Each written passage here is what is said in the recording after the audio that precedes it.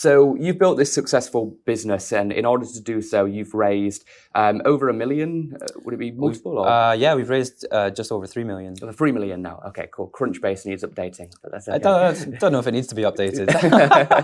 Keep it a secret. Yeah. A lot of entrepreneurs that I speak to, perhaps a little bit more early stage on this podcast, they really struggle when trying to raise funds from investors and pitch themselves and go out to market. You've been able to do that successfully. I imagine facing a ton of rejection along the way. What advice would you give to people that are kind of going through that fundraising phase and are looking just to get their first dollar, never mind, 3 million? I think investors love to see progress and traction. And there's this slightly cliched line that investors like to invest in lines, not dots. So when you meet an investor for the first time, that's like a dot. And then between meetings, hopefully you make progress with your business. That's the line. You go and meet them a second time and they see how far you've come in, 3 weeks, 4 weeks. And they think, wow, this team know how to execute. And they've come a long way since I spoke to them. They've even tried some of the ideas that I suggested they try. I want to invest. In order to do that, you need, if you're only, a team of 2 people, for example, one of you should be fundraising, and I think the other one should absolutely not be fundraising. And you need someone continuing to push the business forward every single day. Our very first round, both of us, my co-founder and myself, went to all investor meetings for a few months. And the business kind of slowed down because we weren't really working on the business. We were just pitching it. And I think that's the death trap that some early stage companies fall into, is they are so busy fundraising that actually the business that was growing quite well before the fundraise has now stalled. So yeah, keep the business growing, only have one person fundraising. I love that, because getting investment usually is not a one-off meeting and then here's the check, amazing, James, go to the races. Sometimes it is. Yeah, occasionally. There have been a couple of investors that have really surprised me. I've met them for 1 hour and they have put in a big check, but they are the exception and they're very rare. Yeah. So in terms of the rule, it takes multiple touch points. It takes many meetings, many coffees, many Zooms, many, points of persuasion. So if you can show progress at each level, then that's amazing. It shows that they're investing in something that's growing and succeeding. However, like you mentioned, if you're not actually building and staying in the thick of it, then the story is not that exciting, is it? If it doesn't develop and get more enticing over time.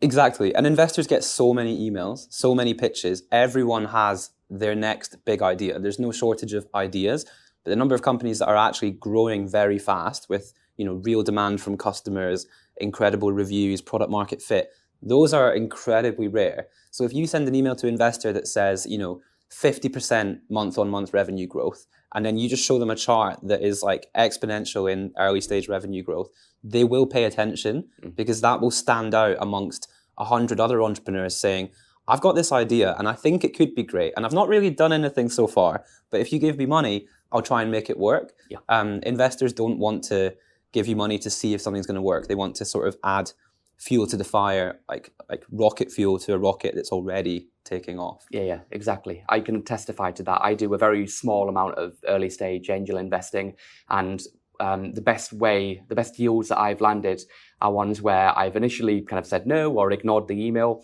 and then I've just been included on the monthly investor emails and updates, and I've seen over time that the progress. So I can speak firsthand to that. One thing that I love about your platform, which kind of developed over time as well, is you've got a bit of a sustainability angle to it. So, yeah, we have, and it's Earth Week this week. It's Earth Week. It is. It was Earth Day yesterday, so this is very timely. Okay, perfect. Yeah. So every time somebody books a musician, you plant a tree. We do more, yes. So we plant one tree for every booking, but we also offset all the carbon emissions of the travel. Okay. So every gig involves a musician usually getting in a car, or multiple musicians getting in a van, driving to a venue somewhere. It could be, half an hour away. Sometimes at the weekends, people are driving like 3-4 hours to play at a wedding, driving 3-4 hours back. And that obviously emits carbon dioxide. Yeah. So musicians tell us how they're getting to a gig, like car, plane, train, hopefully not plane, but sometimes plane. And we calculate the carbon footprint of that gig, and then we offset it with our partner called Ecology. So yeah, we've been doing that since August 2021, I think. So 2.5 years. Do you know how many trees you planted? I do, because last week it hit 40,000. Oh, wow. Which we're really happy with. It's like a rainforest. It's massive. It's actually massive. We filmed a video last year for a Crowdcube campaign, and we tried to visualize. Back then it was 25,000 trees, and it was enormous. Like we had a drone and we sort of pulled all the way back and roughly calculated like how big that was. So I'm really proud of this, and I keep saying to our team, I want our competitors to copy this. I don't want it to be like a super unique thing to Encore. I would love everyone in the industry to be offsetting the emissions, planting trees, doing whatever they can to help the planet that's burning at the moment. So why is sustainability important to you? I think there's a famous campaign called No Music on a Dead Planet. That's true. And That's true. I think at the moment, the way we're going, like the Earth is I don't know if I'm allowed to say that on this podcast. Say whatever you want. The Earth is and we need to do something to and I think it has to be important to everyone. Like humanity doesn't have good odds right now. That's my slightly doom and gloom answer. I'm with you. I agree. Yeah.